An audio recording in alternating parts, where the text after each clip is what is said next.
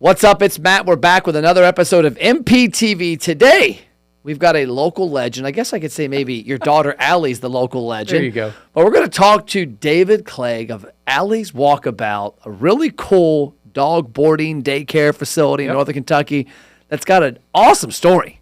Thank you. I agree. It happens to be my daughter. But when Allie was 9 years old, she came to me and asked me for some spending money. She wanted to do something with one of her buddies.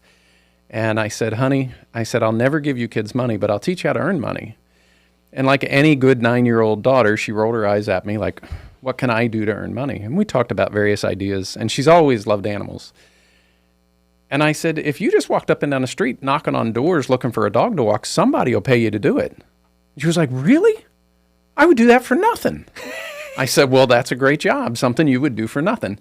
And literally, she took her 7-year-old brother with her, and they walked up and down the street knocking on doors, and they found a little dog to walk. And I think she made $6 or $8, but she was thrilled. Oh, hell yeah. And then that particular owner went up to see their son at Butler University in Indianapolis and asked if Allie could come over that weekend and let the dog out and feed it and make sure it had water. I said, no, I'm not very comfortable with her going into an empty house at 9. I said, how about the dog just come stay with us? So that was literally our first boarding dog. So that was 13 years ago. Okay. She was 9 years old. She was 9 years old. She just turned 23. And what's really cool about it, I mean, we love the business. It's fun. But and I pride myself on my parenting because my kids flee the house at 18. So it's like, okay, I got in your way enough. Yeah. And so she wanted to move out at 18. And I said, hold on, slow down. Talk to my mortgage guy. So she talked to Martin O'Brien over at NRL Mortgage. And he said, it's not that she has bad credit. She has no credit. There's no history there. So he taught her what to do to get her credit score up. And literally, she qualified for a mortgage to buy her own home at 18 years old. Wow. And moved in shortly after she turned 19. She's got a little cottage down in Covington, and now she's looking to buy her second house at 23. And she was mad at the amount she qualified for, and I said, honey, I wouldn't have qualified to buy a postage stamp at 18. I had to like claw to get a condo at 80 grand when I was 24. Right. So talk about from 9 years old to 18. How did the business, because the stories I've heard is that what you just said, and then it went from 1 dog to 2 dogs to 3 dogs, and the next thing you know, your house has people dropping their dogs off every day, and probably at some point you had to go, is this, can we do this in a neighborhood? Well, it's funny. We weren't supposed to do it in a neighborhood. For those listening that are around Northern Kentucky, we live in Villa Hills, and you can't run a business like this in Villa Hills. Well, our neighbors were spectacular. Yeah. God was so gracious with us to give us the neighbors he did. They seemed to enjoy the story and the business as much as we did. And we kept waiting for the shine to wear off for Allie, and she'd go, this is too much work. I don't want to do it anymore. Yeah. Well, it never did. In her third year, she had saved like $5,000, $6,000. And she said, can we install a fence? Because literally it's Allie's Walkabout because we didn't have a fenced yard. We walked the dogs 4, 5, 6 times a day if they were staying with us. And so how much did she make like when she was 9, 10, 11? What's she making a year? We were out. She was 11, 12 years old. And buying drinks or buying lunch or something. She goes, I'll get this, Dad. I said, okay. Well, she pulls out her wallet, and she's got 20 after 20 after 20 after 20 in her wallet. I said, how much money do you have? I don't know. She went through her wallet. $180 this kid had in her wallet. And that's when we began to get serious about running it more as a business. Because at that point, I mean, she had her sister help her brother help her, and she would pay them. But all the money that came in just went to the kids. So she had, how old are her brother and sister? She was, let's say, when she's 11, and her brother and sister help her. How old are they? Audrey is 2 years, or pardon me. She's 3 years, almost 4 years older, and Simeon is 2 years younger. So she's like the little mob boss. Yeah, she's yeah. got like the family coming in. She's like, scratch you off at 10. Well, she would want to go to birthday parties, and I'm going to buy her a dress and matching shoes. And I said, honey, you can't do that. The other kids are going to show up with a $5 gift card, somewhere. You can't show up with $500 worth of stuff. And I loved her heart that she wanted to do it for other people, and she's still that way today. But you got to meter that stuff out. So we started running it more as a business, and it was about the 4th year that my wife, Mary, looked at me and she said, I like this business. And we always told the kids, you don't have to do this forever. We want you to understand you've not made a life choice at 9, right? So if you ever decide you don't want to do this, just let us know. But we decided we were going to go ahead and operate it as a business, keep the Allie's Walkabout name and all of that. And so now we're located in Erlanger. We've got 4.5 acres. We've got 3 or 4 employees. Wow. A typical day, we have 100 to 115 dogs in care. We have a training facility.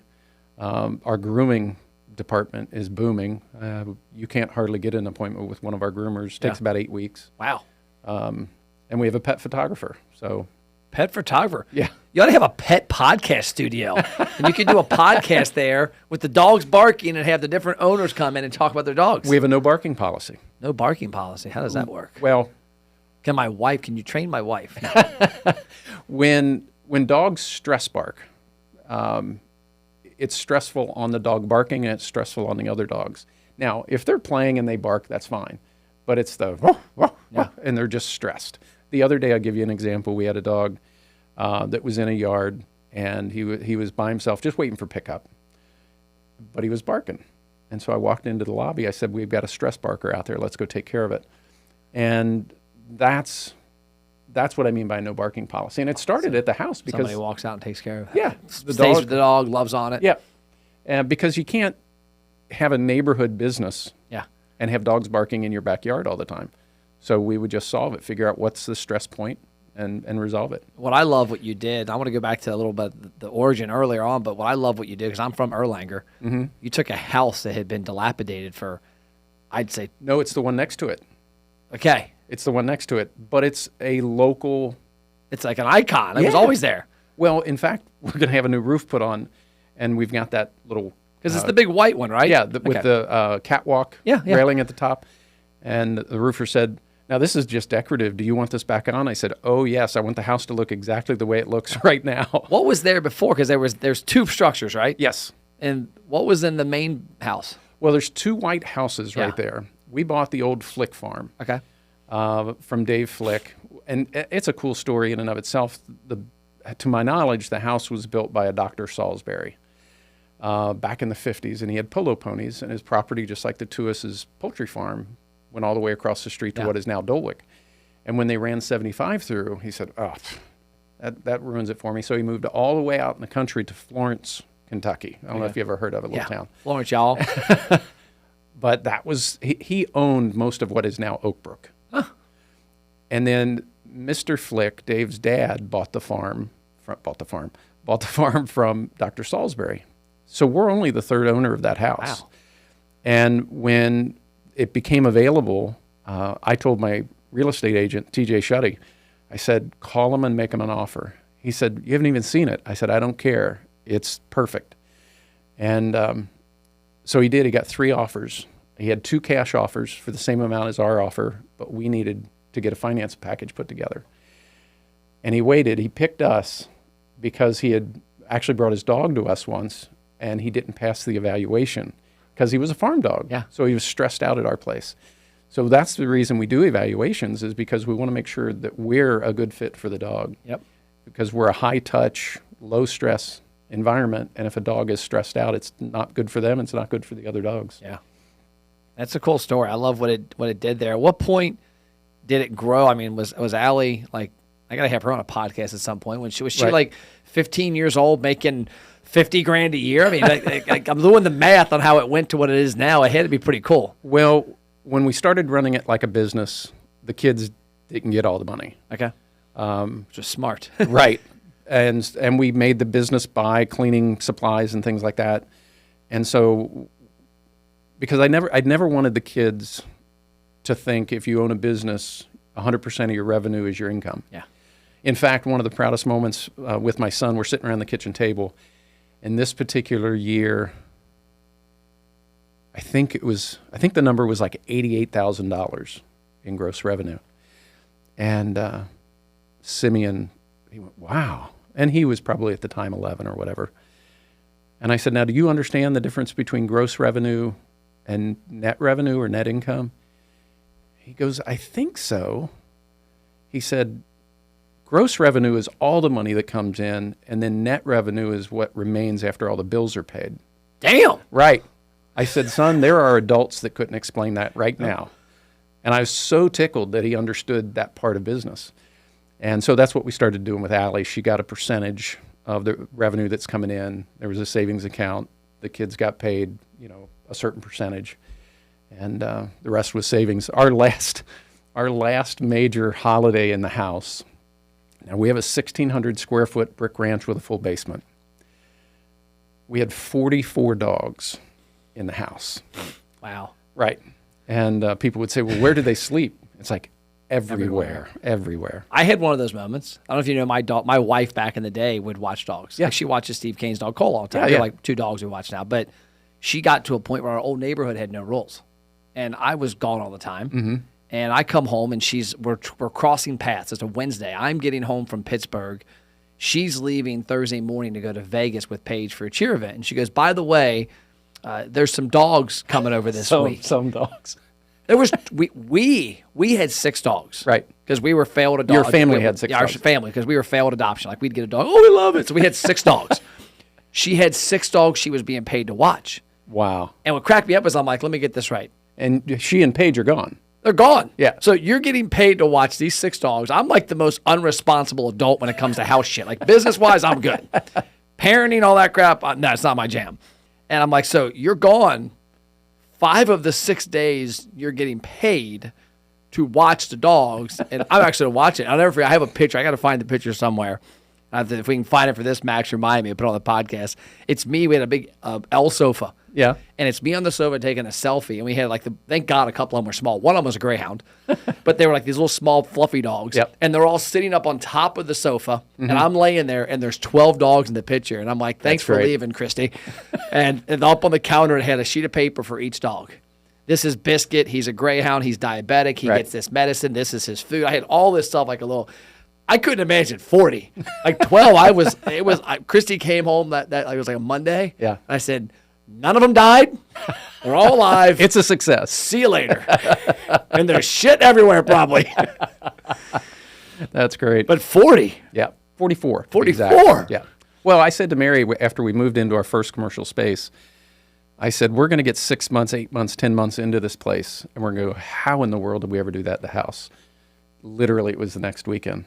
It's like, how did we ever handle this many? Because we had moved into 12,000 square feet. Yeah. So down there from 1,600. Yeah. And now we've got, like I said, the 4.5 acres, about 10,000 square feet of buildings in various positions on the property. And so it's been a wonderful ride. We've enjoyed it. It's hard. Having a family business is hard because you forget what voice am I speaking to my daughter in? I mean, is it my dad voice? Is it my business partner voice? Yeah. And I'm bad about it. I think we all are bad about it because I raised her, right? And my wife and I, am I talking to my wife or am I talking to my business partner? Yeah. Those sorts of things. So who's involved in the business to this day? My wife and I and Allie. Okay. Yep. My son, he works at Pee-wee's. Oh. Yeah. And Chipotle. Great and food. then my oldest daughter, she's a server at, I always forget the number. Is it 1892? It's the Kroger. Oh, the Kroger place. Yeah, I don't know. I've only eaten there once. Yeah, 18-something. Yeah. Yep. And she's a server there. She was with us. She helped build the business. Audrey did a great job. But family businesses takes a toll. Oh, it is. And tough. So we've actually hired people to coach us and to counsel us, to make sure it all stays together. I just hired 2 coaches this week. One's a leadership coach that's coming in to coach. I selfishly said I'm the visionary, quote unquote CEO, and I'm not on the org chart anymore. Right. And I realize I need to do a better job of leading. I call it the minor leagues. Like we've got, we're up to almost 50 employees now, of which 16 are sales, which is my expertise. And I'm like, I've coached myself. Sure. I don't know how to coach these people. Right. And so I hired a guy that's going to start coming and doing 2-day sessions every month with us. And then I had another coach to come in and doing systems and procedures. But I think that's a failed art. People think they can fix it themselves. Correct. And it takes outside eyes a lot of times. Well, operationally, I'm an idiot. Yeah. I'm just not good at operations. I'm an idea guy. Yep. I can can vision things and see where it can go. And my wife and I, we've built our own lanes. She says, you're the helium balloon, or no, you're the balloon floating off in ideas, and I'm the block that you're tied to, and I keep you grounded. Yeah. And she does. Yeah. And so we just hired a CPA firm to help us with the numbers, because most entrepreneurs don't go into business because they love numbers. Yeah. They love the work they're doing. Yep. So I've confessed, I said to Dave the other day, I said, I don't know our numbers like I should. Yep. And I don't know that I have the ability to decipher the numbers. That's why we need you. And I think that's the downfall of most entrepreneurs, is they don't surround themselves with people that can help them. Yep. Because I need to do it myself. And it's a pride issue. Yeah. No, I suck at most everything. Yep. I'm pretty good at writing checks. Yep. And so I write checks. The few things I'm good at, that's the lane I drive in. And what I'm not good at, I find somebody that is and hire them. Yeah, we're real similar in that nature. And I had Lytle Thomas, I don't know if you know Lytle or Sure. not, from the bank. He was in here in the podcast, and I told him a story. I said, back when the pandemic hit, I held this series of probably 30 webinars on PPP money, idle money. Yep. I didn't know anything about it. I brought experts in. I happened to be a connector. Mm-hmm. And so within like 2 weeks of these webinars, so I'm getting phone calls all the time from restaurant owners. They're doing $2-3 million in sales. They're calling me for advice. I'm like, why are you calling me? Well, I saw the webinar and you had some pretty good points. I'm like, do you have an accountant? Well, we have this bookkeeper. I'm like, do you have an attorney? Do you have a banker? And when Lytle came in and talked, he said, Matt, that's a big downfall of a lot of entrepreneurs is, Matt Plapp doesn't have a board of directors per se, but I do. Yeah. I've got Chris Rogers, I've got Lytle Thomas, I've got Aaron Smith. I've got people that I look up to that are experts in their field that I go to when, hey, you know what? This is out of my purview. Right. And a lot of entrepreneurs, I think, like you said, they want it's a pride thing, but also they feel like it's a money thing. Oh, I can save. Yeah, Like, it's going to cost you far more money. I remember Scott Maloff about smacked the crap out of me years ago. I had this lady named Alice I don't know, was it Alice? Like Christine, maybe. It was $125 a month, and she was doing the books for the company. Yeah. Just keeping the books. And when I bought our partner out of the gym I used to have, he did the QuickBooks. And so I took that over, and I'm like, it took me a half hour to do the QuickBooks. I'm like, it took me a half hour. Right. Like, I don't need her. So we don't need Jim, I'm going to do it. Well, 6 months later, I hadn't touched QuickBooks. And Scott's like, you had somebody for $125. He's like, it's costing you $3,000 for me to clean it up every couple months. Right. You were paying her, but we all have this thing, we can do it ourselves. And like, it's an hour here, hour there. And I had a guy the other day, I did a little video. I talked about, stepping over $1 to save a dime. Mm-hmm. And this restaurant owner I was dealing with was spending 5 to 10 hours a week creating his own Facebook ads when he had us that he could turn to for no charge. Right. And I'm like, why don't you spend that what's that worth? I said, your time's got to be worth $500 an hour. So it's $500 at 5 hours. There's $2,500 you just spent for something you could have either paid somebody or just delegated. Well, the problem is when you're really expert at something, it's easy for you, right? I was in a meeting with a potential client. I took a videographer with me, a friend of mine. And the client or the potential client said, well, can we do this? And the videographer said, yeah, that's easy. Can we do this? Yeah, that's easy. He said, yeah, that's easy about 6 times in the meeting. We got out to the car. He said, if you ever say, yeah, that's easy in my presence again in front of a client, I'm going to hit you right in the mouth. I said, it's easy for you because you're an expert. Yep. It's not easy for them. And so every easy costs us money. So make sure that you just say, yes, we can do that. Yep. Got it. And that's what most entrepreneurs don't understand is what takes me 6 hours to do, I could pay somebody in 30 minutes, have it done. And I don't waste 6 hours of my time. So it's not that I do value my time, but it's not out of arrogance. Yeah. It's out of realism. I'm not good at that. Yep. I'll write a check to somebody. And self-awareness. Yeah. So last question to finish up. Do you have Allie's story, the story of your family, that one dog going up to it? Is that on video? Is that somewhere on the website? Is that something you guys use to differentiate yourself? It's not. So it's an opportunity. Oh, yeah. I mean, that's, I was down a month ago at downtown Flavortown, and I was talking with Guy Fieri, and he made a comment. He said, a burger tastes different when you know the story of the four generations it came from. Oh, wow. You know, a song sounds different when you know the journey of the musician. Yes. You know, like my kids get a crack out of it. I love Jack Harlow. I like listening to Jack Harlow. He's a rapper from Kentucky. I don't necessarily love his music. I love that I know what he went from 12 years old to 20. Like at 20, he's in Atlanta working at a Chick-fil-A with his first record deal. Wow. And then here he is 2 years later. He's on every hip-hop album and travel in the world, and he's world famous. Awesome. Well, I heard a story from Paul McCartney. I used to think "Let It Be," the lyric in there, "Mother Mary came to me." I always thought that was a spiritual thing. Maybe he's a Catholic, and, no, his mother's name was Mary. And she came to him in a dream because he was stressed out. And she said, "Let it be, Paul. Just let it be." And that's where "Let It Be" comes from. Wow. And every time I hear the song, I think of him and his mother. And so what I think the opportunity there is the parting way, because, we like to talk about business and marketing, is that there's no reason every Northern Kentuckian doesn't see a dog. Yeah. And think of your story on how you coached Allie. Yeah. And how you didn't, like me, I just gave my daughter the $10 and now she's still asking for $1,000. It just keeps going up every year.